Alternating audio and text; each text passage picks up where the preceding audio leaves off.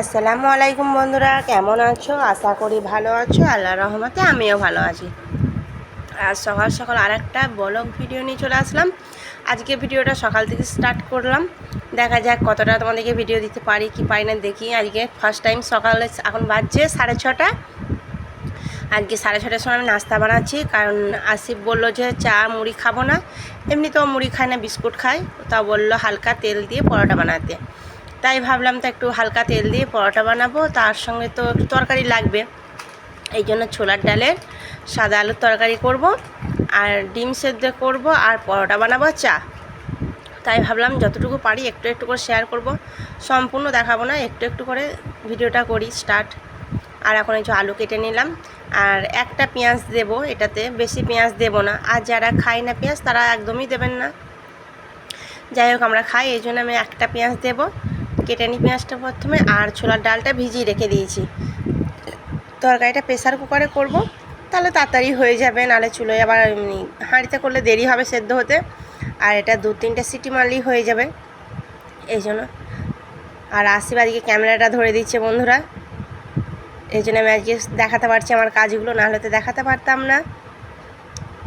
এই যে আমার আটাটা মেখে নেওয়া হয়ে গেছে, আর এই যে ডিমটা আমি পানিতে দিয়ে দিচ্ছি, এখনও গ্যাসটা ধরাইনি, এবার গ্যাসটা ধরিয়ে দেবো। আর এদিকে তরকারিটা আমার কষানো হয়ে গেছে, শুধু পানি দিয়ে সিটিটা দেওয়ার অপেক্ষায় আছি। এই যে আর একটু পানি দেবো, দিয়ে সিটিটা ভালো করে দিয়ে নেবো। আর একে একে চলো রুটিগুলো বেলে নিই আমি। এই যে মানে রুটির মতো ওই, কিন্তু পরোটা হলে তো আলাদা ভাঁজ দিতে হয়, এটা আমি আলাদা ভাঁজ দিইনি বন্ধুরা, রুটির মতো প্লেন বেলে নিলাম। আর এবার অল্প অল্প একটু করে তেল দিয়ে ভেজে নেব, এটাই হলো পরোটা। নাহলে এটা অ্যাকচুয়ালি এটা রুটি, এটা পরোটা না। পরোটার আলাদা ভাঁজ থাকে, আর এটার কোনো ভাঁজ নেই, জাস্ট কোনো রকম বেলে একটু তেল দিয়ে সেঁকে দিচ্ছি, কারণ ছেলে খাবে বলেছে এখানে করে দিই। আর বেশি তেল তো একদমই সকালে দেওয়া যাবে না, তেলটা দেওয়া উচিতই নেই, কিন্তু আসিফ বলছে এই জন্য। তা চলো আমি একবারে বানিয়ে নিই, তারপর তোমাদের সামনে আসছি। এই যে আমার বানানো হয়ে গেছে বন্ধুরা, আমার এই যে হালকা তেলের পরোটা আর তরকারি, আর এই যে হচ্ছে ডিম সেদ্ধ, আর সাইডে চা হয়ে গেছে। এবার আসিফকে খেতে দিই, আসিফকে খাইয়ে আবার পড়তে বসাবো, কারণ ওর তো ফোন, সকালবেলা উঠেই ফোন। এই যে আমার মা ফোন করেছে, তাই ও কথা বলছে। ও সকাল সন্ধ্যা যতক্ষণই জেগে থাকে ততক্ষণই ফোন নেয়, তোমাদের দেখতেই পাও। এই যে ফোন কেটে দিয়েছে, এখন খাচ্ছে। একদম ডিম সেদ্ধ খেতে চায় না বন্ধুরা, সাদাটা কোনো রকম তো বুঝিয়ে খাওয়ানো হবে, শাঁসটা তো খাবেই না। যে ওরা কী করছে একবার দেখাই তোমাদেরকে। ওরা এই যে দাঁড়িয়ে আছে, ওদের ঘরে খুদ দিয়েছিলাম, ওরা সবটাই খেয়ে নিয়েছে। এখন আর খুদ নেই, এখন আর দেবও না, বেশি দিলে এখন চর্বি হয়ে যাবে, কারণ সামনে শীত। এই জন্য মুরগিগুলোকে এখন একটু পেঁপের পাতা দেবো আমি, কারণ পেঁপের পাতা খুবই ভালো জিনিস, আগে দিয়ে দিয়েছিলাম। এই যে সব খেয়ে নিয়েছে, একটু আর পেঁপের পাতা পড়ে নেই। এই যে খাওয়া হয়ে গেছে ওদের পেঁপে পাতা, আমি এখন পেঁপে পারবো, আর কিছুটা ওদের জন্য পাতা পেরে নিয়ে আসবো। চলো তাহলে তোমাদেরকে দেখাই। পেঁপে পাতা দিয়ে মুরগির পক্ষে খুবই ভালো জিনিস, পেঁপের পাতা ঠান্ডা কাটায়, ঠান্ডা লাগতে দেয় না, এই জন্য। এই যে এই গাছটা ছোটো আছে, এই গাছটা থেকেই পারবো, বড় গাছে নিয়ে যেতে পারতে পারবো না, ছোটো গাছ থেকেই পেরে নিই। একটা পারবো পেঁপে,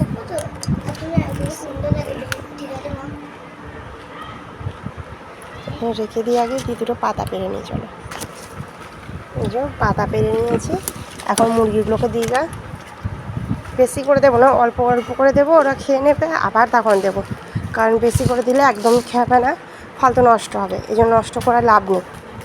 আর পেঁপেটা আজকে আমাদের রান্না হবে।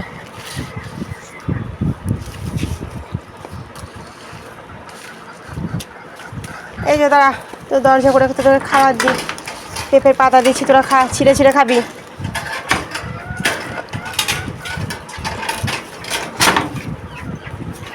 আমি এখন আর ঢুকবো না। এই যে রে পাতা খা, আবার লাগিয়ে দিই। ওদেরকে ছাড়লে না বন্ধুরা, ওরা শুধু বাইরে দিয়ে পালাচ্ছে, এই জন্য ছাড়ছি না। আর ডিম একটাও পাচ্ছি না।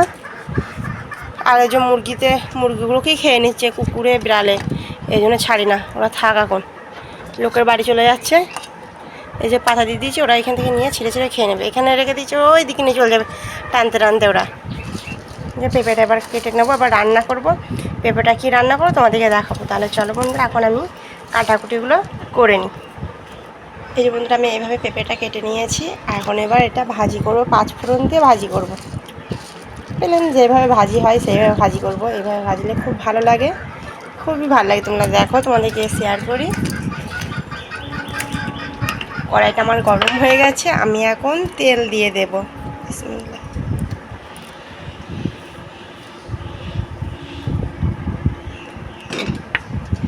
তেল দিয়ে নিলাম। এইটা একটু জিরে, গোটা জিরে আর 5 ফোড়নটা আমি দিয়ে নিই বন্ধুরা। দেখো আমি গোটা জিরে আর 5 ফোড়নটা দিয়ে নিয়েছি বন্ধুরা। আর এবার পেঁপেগুলো আমি দিয়ে নেব।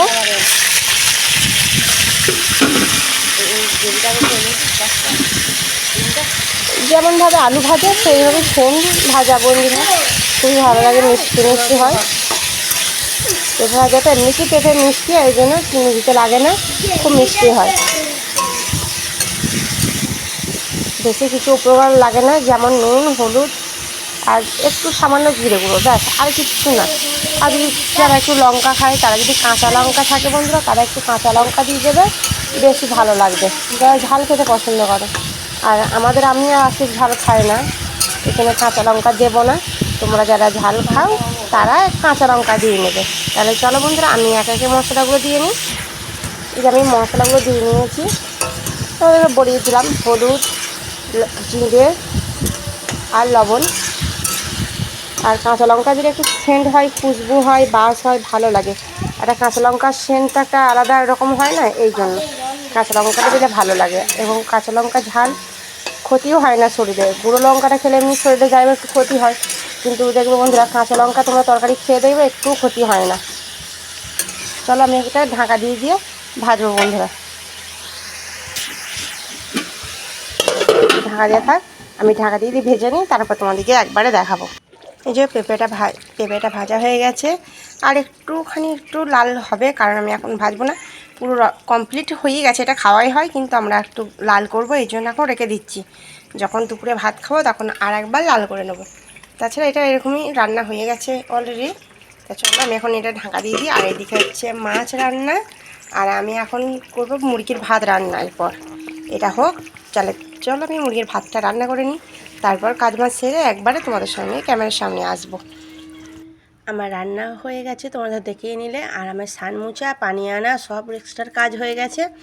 এখন আমার এই কাজ আছে, এই যে এইখানটা মানে মুরগির ঘরটা আছে, এখানটা কাদা দিয়ে একটু পুরোটা বুঝিয়ে দেওয়া, কারণ অনেকটা তলাটায় ফাঁক হয়ে আছে। এখানে পোকা মাকড় সাপ ঢোকার আছে, নাহলে বাচ্চা টাচ্চা থাকবে আর থাকবে। আর সাপ থাকলে মুরগিটা তো ভয় খাবে বন্ধুরা, যদি মুরগি হাঁই দিয়ে দেয় মুরগি মরে যায়। এই জন্য আমি ভাবলাম এইখানটা আমি একটু কাদা দিয়ে বন্ধ করে দিই। কাদা তো পাওয়াই যায় না, কত কষ্ট করে কাদা জোগাড় করলাম। এই কলতলাটাতে আমাদের যেখানে কলটা পানিটা পড়ছে, ওটা উঠোন দিকে চলে আসে, ওইখানটা একটুখানি বালিটা চেঁচে নিলে ওইটাও পানিটা সমানে যায়, আর ওই কাদাটা নিয়ে এটাও কাজটা সারা হয়ে যায়। তাই ভাবলাম তোমাদেরকে একটু শেয়ার করি। আর আজকে যতটুকু পারলাম ততটুকু দেখানোর চেষ্টা করছি। জানি না তোমাদের কাছে আমার ভিডিওটা কেমন লাগবে। ভালো লাগলে লাইক করে দিও একটা, আর কমেন্ট করে বলবে যে কেমন লেগেছে। আর নতুন বন্ধুর পাশে যদি তোমাদের ইচ্ছে হয় যে না থাকি, সাপোর্ট করি, সেই সাপোর্টটা যদি দাও তাহলে তো আমার খুবই উপকার হয়। তাহলে চ্যানেলটা একটু সাবস্ক্রাইব করে দেবে। আর তো কিছু বলার নেই। আর আমি এই যে কাদা দিয়ে এগুলো ঠিকঠাক করে নিই, একটুখানি কাদা আছে, যাই আছে। তাহলে চলো আমি এটা ঠিক করে নিই।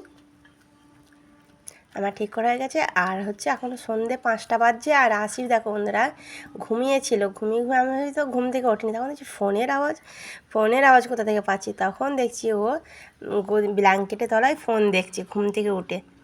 এই দেখো, ওর ফোন ছাড়া আর কিচ্ছু বোঝে না। আর আমি ওর জন্য খাবার বানাবো সুজি, তাই বলছি তুমি ওঠো শিগগিরি ঘুম থেকে, আর আমি সুজিটা বানিয়ে নিই। তো আবার ঢাকা দিয়ে নিল, চলো আমি সুজিটা বানাই। এই যে সুজিটা বানাচ্ছি, আসি খাবে, ওই জন্য একটু ভেজে নিচ্ছি। এখন দুধ নেই, দুধ থাকলে ভালো হয়, কিন্তু দুধটা নেই, ওই জন্য পানি দিয়ে সুজিটা বানাবো। যাই হোক, আমার সুজিটা ভাজা হয়ে গেছে। চলো এবার আজকে একটু বাটার দিয়ে পানি দিয়ে দিয়েছি, এবার পানিটা ফুটে উঠলে সুজিটা দিয়ে দেবো। এই যে সুজিটাও আমার দেওয়া হয়ে গেছে।